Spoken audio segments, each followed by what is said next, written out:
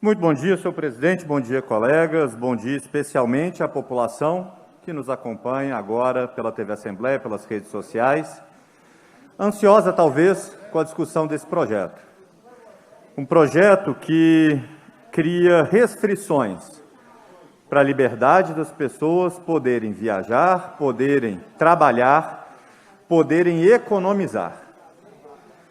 Ele dificulta que o cidadão mineiro mantenha o dinheiro no seu bolso ao fazer as próprias escolhas e direciona recursos para poucas famílias, detentoras de monopólios artificiais criados por uma legislação ultrapassada que só atende interesse dos grandes empresários de ônibus. É lamentável que a Assembleia esteja combatendo a liberdade, tirando as opções dos passageiros, dos consumidores, para entregar esse dinheiro para os grandes empresários de ônibus. Não é assim que deveria ser, não é esse certamente o interesse do povo mineiro. Mas para a gente ter uma discussão um pouco mais profunda sobre o projeto, eu acho importante esclarecer aqui que é um projeto que absolutamente ultrapassa os limites de competência dessa Assembleia. É curioso, eu sempre venho à tribuna alertar para as questões de constitucionalidade das matérias que a gente vota, e, infelizmente, nem sempre com a devida atenção ou o devido debate com todos os colegas. Mas dados os argumentos apresentados na fala que me antecedeu, de que esse é um projeto que trata sobre o frete e não sobre os aplicativos, é importante a gente esclarecer e desfazer a falácia, desfazer o equívoco. Definição de frete, quem faz é o Congresso Nacional. O que significa frete? Transporte de pessoas. Esse frete vai ser definido no Congresso Nacional porque lá, e apenas lá, existe a competência para legislar sobre direito civil. Não pode a Assembleia de Minas, sob o risco de ultrapassar seus poderes, de praticar uma ilegalidade, dizer que o frete tem que ser em viagens de ida e volta, que o frete tem que ter todos os passageiros com a mesma finalidade dentro do ônibus, como se fosse, no exemplo citado pelo colega, um time de futebol viajando para disputar uma partida. Não pode a Assembleia também estabelecer outras limitações à atividade, como, por exemplo, a proibição de intermediários na formação do grupo de passageiros. Porque é justamente nessa proibição de intermediários que reside a proibição aos aplicativos, que o deputado que me antecedeu fez questão de dizer que não era o objeto do projeto, que não era o que estava em discussão. Com toda certeza é o que está em discussão. Com toda certeza esse é o alvo, o único alvo dessa proposição. Com toda certeza é justamente isso que querem evitar, porque é justamente os aplicativos que permitem que o frete, que antes era só ônibus de excursão, para pouquíssimas pessoas, se transformasse numa efetiva concorrência com as linhas de ônibus de rodoviária. E concorrência é o que a gente quer, porque concorrência é o que permite ao consumidor pagar menos, o cidadão ter dinheiro no bolso, ter mais opções. Concorrência é o que tira o grande empresário de ônibus da zona de conforto e faz ele ter que investir para melhorar o serviço para o passageiro, se não quiser perder esse passageiro para o concorrente. Concorrência é a única coisa que coloca o poder da decisão na mão do consumidor, do passageiro, de quem vai viajar, ao invés do burocrata que bate carimbo para dizer quem detém o monopólio. Esse projeto quer matar a concorrência. Esse projeto quer matar a concorrência inventando definições sobre o que significa frete aqui em Minas Gerais. E essa Assembleia não tem poderes para isso. Somente o Congresso Nacional pode fazer isso, definindo para o Brasil inteiro, mas isso não aconteceu. E é surpreendente, para não dizer assustadora, a maneira como a Assembleia passa por cima das limitações dos seus poderes, joga fora das quatro linhas, para defender esses interesses dos empresários de ônibus em garantir seus lucros com maior conforto para si próprios e não para o passageiro que perde seu direito de escolha. Senhor presidente, essa proposição, depois que ela Essa proposição é quase que uma cópia do decreto anterior que existia em Minas Gerais, que existia até janeiro desse ano. Muito semelhante. Talvez a única diferença considerável seja que na atual proposição em discussão, nesse projeto, a antecedência de formação dos grupos é de 6 horas, enquanto que no decreto anterior era de 12. Tirando isso, é quase que um copia e cola do decreto anterior. E depois que o governador editou o novo decreto, em janeiro desse ano, ainda que no meio de uma pandemia, ainda que com as pessoas viajando menos, ainda que com o setor de transporte e de turismo muito abaixo da sua demanda habitual, o número de municípios conectados por frete, por serviço de frete, mais do que dobrou no nosso estado. 8 mil pequenas empresas tiveram um aumento na sua clientela, fazendo com que o dinheiro circulasse no interior, circulasse nas pequenas cidades onde estão essas pequenas empresas, ao invés de ser sugado por esses grandes conglomerados, por essas grandes empresas em Belo Horizonte, com suas garagens obscuras onde ocorrem vacinações clandestinas. Infelizmente, senhor presidente, nada disso pareceu sensibilizar os colegas autores da proposição e os colegas que impulsionaram essa proposição ao longo de sua tramitação. Nada disso pareceu fazer a diferença, infelizmente. E estamos aqui, mais uma vez, discutindo se o cidadão mineiro vai ter que pagar a conta. Mais uma vez estamos aqui discutindo se burocratas vão tomar as decisões no lugar de cada um que decide viajar. Mais uma vez estamos atropelando a Constituição. E é lamentável que isso seja tão recorrente. Senhor presidente, eu tenho certeza que nos pequenos municípios, especialmente nos pequenos municípios, essa matéria merece atenção especial. Os pequenos municípios que não são conectados por linhas de ônibus nesse sistema de transporte supostamente integrado, que tem deixado centenas de cidades mineiras à margem dele por tantas décadas.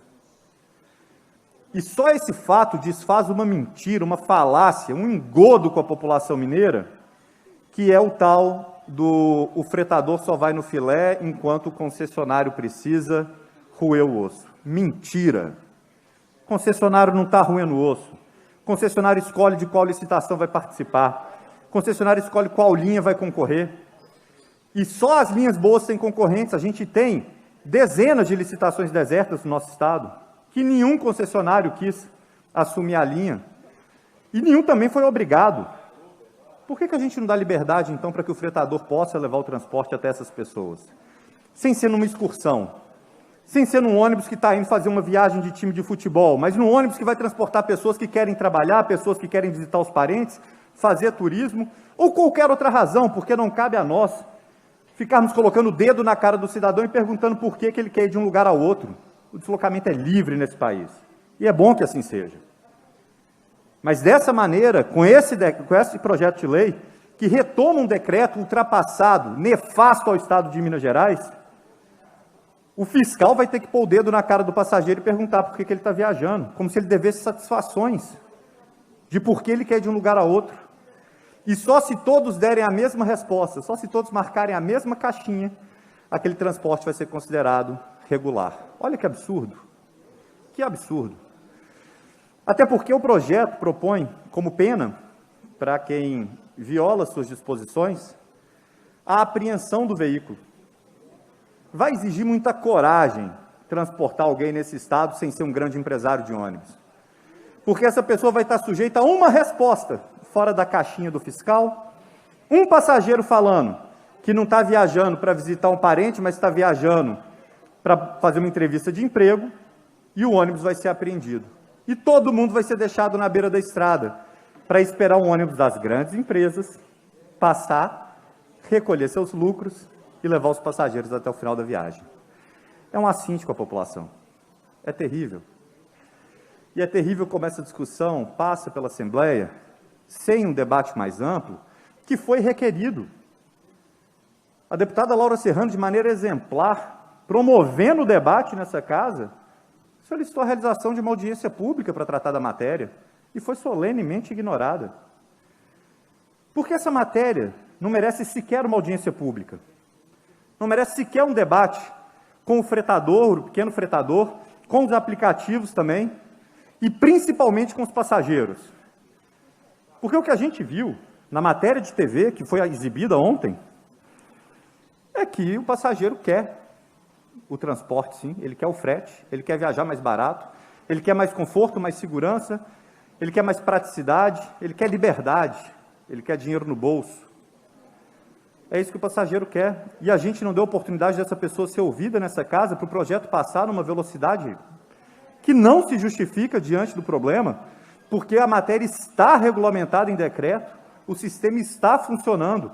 As linhas, as grandes linhas dos seus grandes empresários, com suas garagens onde há vacinação clandestina, continuam operando e lucrando. Não há pressa que justifique excluir do debate as pessoas que têm mais interesse nessa modalidade de transporte, especialmente o passageiro. O sistema não está colapsando. O decreto do governador, aquele que foi reputado como sendo a ilegalidade, nas palavras do TCE, quem diria, no dia seguinte foi reputado pela Justiça como perfeitamente legal. A regra é boa, a regra é válida. Ilegal foi a decisão do TCE, então alardeada aqui. O Judiciário reconheceu isso. E é dele a última palavra em matéria de legalidade. Mas, cá estamos. Senhor presidente, eu tenho certeza que essa Assembleia é capaz de entregar ao cidadão um serviço melhor do que esse. Essa Assembleia é capaz de entregar ao cidadão um espaço para diálogo, um espaço para debate. Essa Assembleia é capaz de entregar ao cidadão uma razão que justifique seu gigantesco orçamento, sua muito bem preparada estrutura, sua competente consultoria. Essa Assembleia, ela é capaz e ela merece mais. Muito me frustra que isso não tenha acontecido até o presente momento na tramitação do projeto, mas tenho certeza que poderá acontecer nos próximos passos, na medida em que o projeto retornar à comissão para a análise das emendas ora apresentadas. Confio que essa audiência pública poderá acontecer, confio no deputado Eli Tarquínio, caso o projeto retorne para a Comissão de Fiscalização Financeira. Eu tenho certeza que ele, humanista que é, não virará as costas à população que deseja e merece ser ouvida em uma audiência pública, como também confio no deputado Léo Portela, que não virará as costas para a população que deseja e merece ser ouvida numa audiência pública. Muito me surpreenderia se qualquer um dos dois fechasse as portas dessa Assembleia ao povo. Não seria da índole deles, não seria do histórico deles, e me faria ter muito receio das razões que os levaram ou levarão a isso. Por isso confio que isso não acontecerá, que poderemos fazer essa audiência, poderemos ter esse debate, poderemos ouvir as pessoas, os trabalhadores, os funcionários, os empreendedores e principalmente os passageiros, para sabermos que eles desejam a rejeição dessa proposição, ou pelo menos seu aperfeiçoamento. Propus aqui, senhor presidente, 4 emendas para buscar um aperfeiçoamento no projeto, para buscar que as pessoas tenham essa liberdade assegurada, para buscar que os passageiros viajem, para buscar que as pessoas, enfim, tenham o dinheiro no seu bolso, ao invés de remetê-los forçadamente a esses grandes empresários. É um momento de grande reflexão. Diria que é daqueles momentos raros no parlamento que definem um pouco como a gente vai ficar marcado, como a gente vai ser lembrado. Nem todo dia a gente vota projetos que impactam tanto a vida das pessoas. Nem todos os dias a gente vota projetos que signifiquem tanto o interesse difuso, coletivo, contra o interesse de tão poucos empresários, grandes empresários de ônibus. E esse é um momento marcante para todos nós, e eu tenho certeza que a população vai acompanhar. Se não com manifestações na porta, como bem salientou o deputado Alencar, que não estão acontecendo na data de hoje, mas certamente uma população muito antenada, muito ligada nas redes sociais e muito ativa e influente em suas comunidades, formadora de opinião, que vão observar o voto de cada um, que vão ficar felizes com a possibilidade de participar da discussão, mas que vão se frustrar de maneira talvez irreversível se essa oportunidade lhes for negada. Senhor presidente, eu entendo que a tramitação da matéria ganhou, talvez, uma urgência um pouco maior depois da aprovação do projeto de resolução número 109, o malfadado projeto de resolução 109.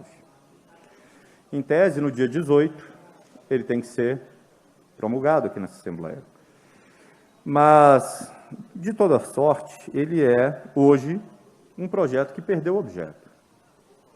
O projeto de resolução 109 não deve ditar o ritmo, a velocidade da tramitação aqui nessa Assembleia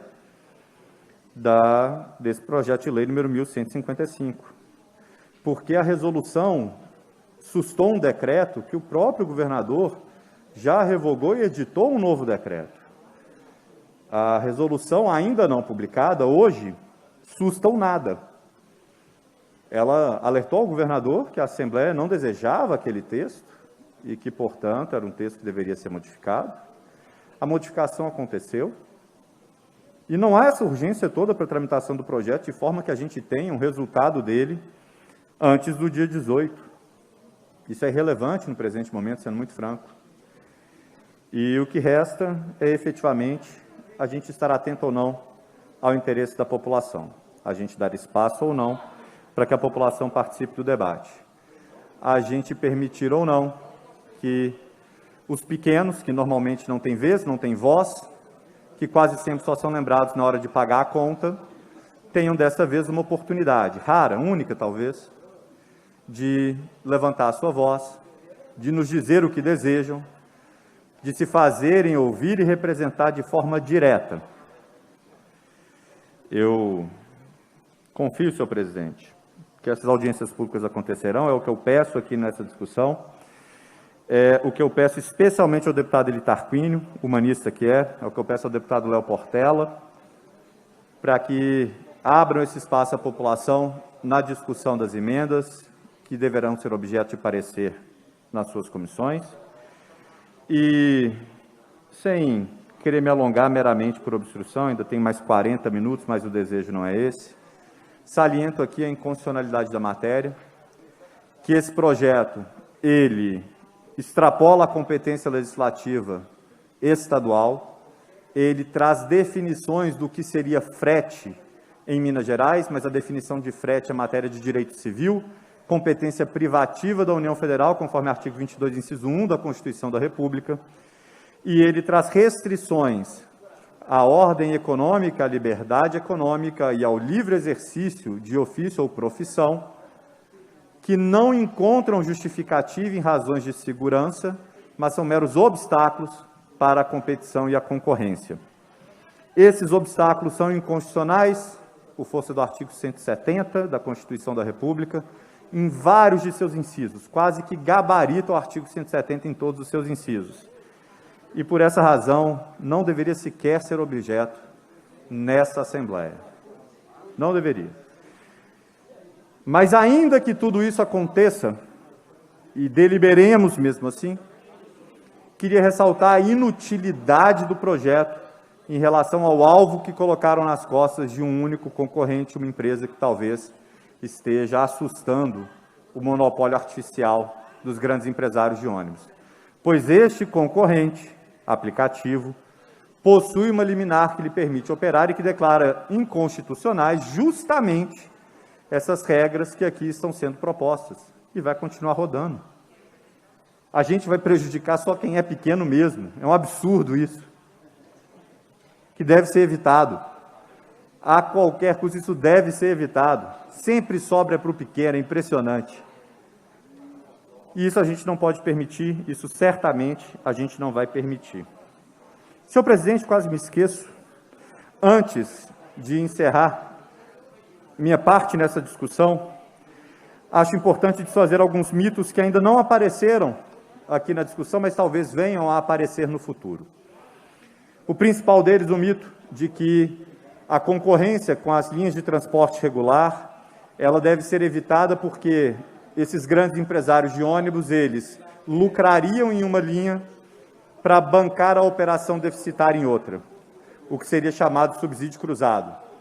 Senhor presidente, eu analisei os contratos de transporte das concessões em Minas Gerais e não existe subsídio cruzado. É falso afirmar isso. Quem afirma isso mente ou está desinformado. Trazendo aqui a informação, isso pode ficar claro para que ninguém esteja desinformado. Não existe subsídio cruzado no transporte em Minas Gerais. Uma linha de grande movimento e seus lucros não geram subsídios para bancar uma linha de menor movimento e atender pequenas localidades, como também não existe a obrigatoriedade de se pegar uma linha de menor movimento para ter acesso a outra nas concessões. Nada disso existe. O que existe, de fato, é o desejo de matar a concorrência pelo simples fato de que desejam lucrar mais, lucrar sem ter que investir, sem ter que atender bem o passageiro, sem ter que competir nos preços, lucrar mais pela amizade com o poder, e não por fazerem o serviço e entregarem o que o consumidor espera. Senhor presidente, desfeitas essas mentiras, expostas as falácias, e deixado muito claro que o projeto, ao tratar de frete, ele está entrando sim na questão dos aplicativos, à disposição expressa, vedando a intermediação. E ao fazer isso, ele está sim matando a concorrência e protegendo o lucro dos grandes empresários, legando os pequenos a serem ônibus de excursão ao invés de transporte, pura e simplesmente. Ele está tirando dinheiro do bolso do cidadão, direcionando para os grandes. Dito tudo isso, senhor presidente, eu confio que o projeto será rejeitado pelos colegas e é isso que peço a cada um deles. Peço esse momento de reflexão, peço esse momento de abertura ao debate com os interessados, peço, acima de tudo, que a gente respeite a Constituição da República, respeite as 4 linhas dentro das quais o jogo deveria ser jogado, respeite o melhor interesse do cidadão, que não merece ter dinheiro tirado do seu bolso para alimentar os grandes empresários e suas conexões com o poder. Senhor presidente, obrigado pela oportunidade da discussão. Confio que esse projeto terá um encaminhamento melhor daqui para frente do que teve até agora. Confio fortemente que os colegas estarão abertos aos argumentos e aos interesses da população e não apenas ao que vem sendo feito e visto até esse momento. Muito obrigado.